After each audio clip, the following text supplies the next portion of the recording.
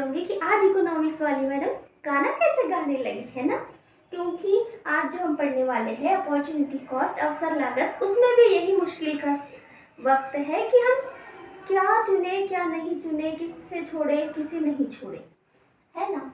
तो opportunity cost क्या होती है, जैसे हमने गाने में कहा कि किसे छोड़ूं किसे पालूं, है ना। तो उसमें है कि हम अगर एक चीज़ चुनते हैं तो हमें दूसरी छोड़नी पड़ती है। जो चीज़ हम छोड़ चुके हैं वो हमारी अवसर लागत अपॉर्चुनिटी कॉस्ट होगी।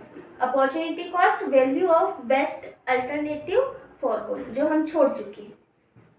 अच्छा, अब एक बात हमने कही कि अजब मुश्किल का घड़ी है ना, क्योंकि हमें समझ ही नहीं आ रहा कि हम किसे चुने किसे नहीं चुने। तो मुश्किल क्यों आ रही है हमें, क्योंकि हमारे पास रिसोर्सेज जो है, टाइम है, मनी है, हमारे एफर्ट्स है, वो हमारे पास लिमिटेड है, और हमारी जो वॉन्ट्स है वो अनलिमिटेड है। हमारे पास दिन के 24 घंटे ही है, उसी में हम पढ़ना भी चाहते हैं, हम रील्स भी देखना चाहते हैं, दोस्तों के साथ इंजॉय भी करना चाहते हैं, कहीं बाहर भी घूम कर आना चाहते हैं। तो टाइम तो हमारे पास लिमिटेड है, 24 घंटे, और हमारी वॉन्ट्स बहुत सारी, उसी में शॉपिंग भी करना है, उसी में पढ़ना भी है ना। तो सबसे पहले books versus party with friends.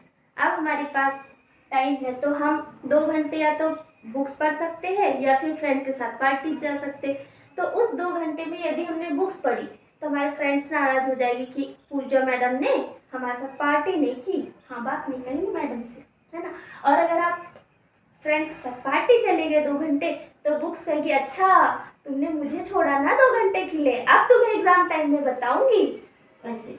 और दूसरा है एग्जाम्पल कि मॉर्निंग वॉक और एक्स्ट्रा स्लीप। आप सुबह जल्दी उठोगे तो मॉर्निंग वॉक पे जा सकते हो, 1 घंटे आप आराम से घूम कर आ सकते हो, या फिर आप उसी 1 घंटे में और सो सकते हो। Toys versus Tom. अच्छा, आपने ईदगाह कहानी तो पढ़ी होगी जरूर से, है ना, हमने भी पढ़ी थी। तो उसमें हामिद के दोस्त जो होते हैं वो कोई मिठाई खरीद रहे होते, कोई खिलौने खरीद रहे होते, लेकिन हामिद क्या खरीदता है, चिमटा। उसने चिमटा खरीदता तो उसकी अपॉर्चुनिटी कॉस्ट क्या होगी, उसने क्या क्या अवसर छोड़ दिए, मिठाई खरीदने का अवसर छोड़ दिया और खिलौने खरीदने का अवसर छोड़ दिया। तो उसकी अपॉर्चुनिटी कॉस्ट वो मिठाई और खिलौने हो गए, क्यों, क्योंकि उसने तो चिमटा खरीद लिया। टॉम। रिवीजन और मूवी।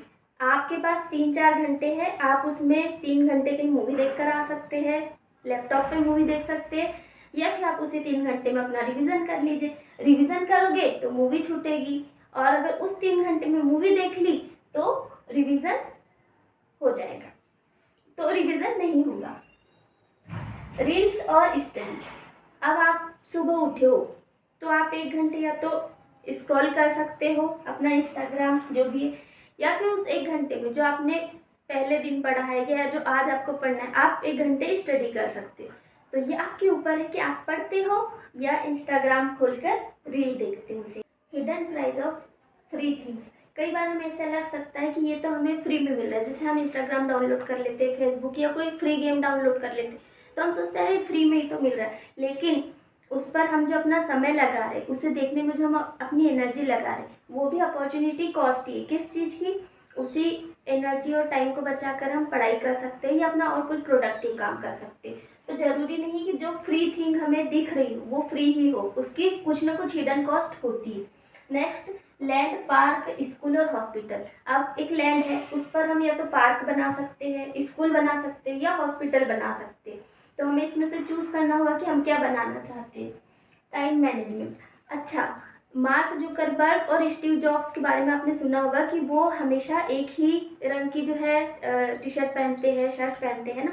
वो ऐसा क्यों करते होंगे, क्योंकि वो अपना टाइम और एनर्जी बचाते हैं।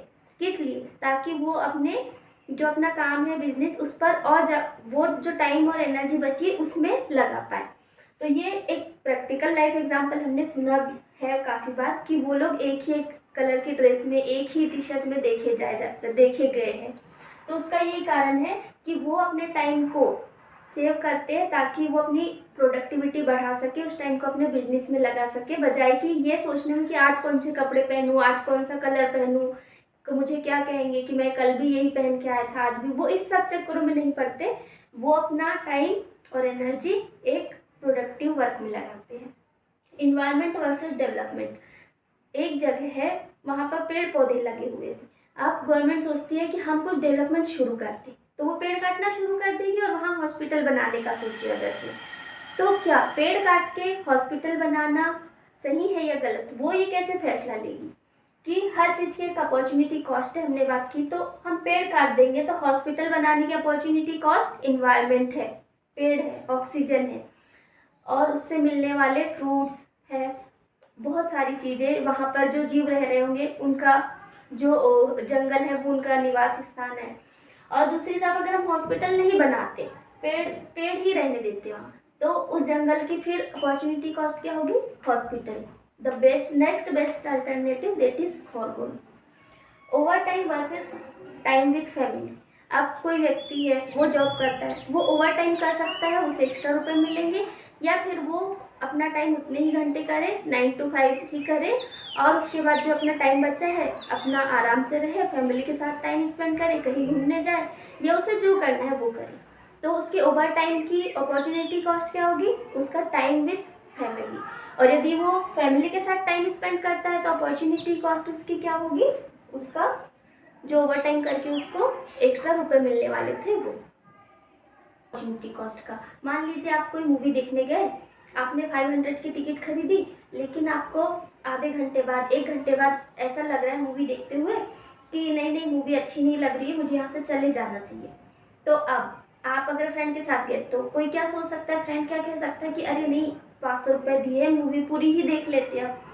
लेकिन अपॉर्चुनिटी कॉस्ट के हिसाब से क्या होगा कि नहीं, आपके 3 घंटे में से 500 रुपये, आपके 3 घंटे में से 1 घंटे तो जा ही चुके मूवी देखने में, और 500 रुपये जो आपके मूवी की टिकट थी वो तो संक कॉस्ट है, वो तो चले गए, वो डूब गए। लेकिन आपके पास 3 घंटे में से अभी भी 2 घंटे बचे, आप 2 घंटे में घर जाइए, आराम कीजिए, पढ़ाई कीजिए, वो आपकी अपॉर्चुनिटी कॉस्ट है।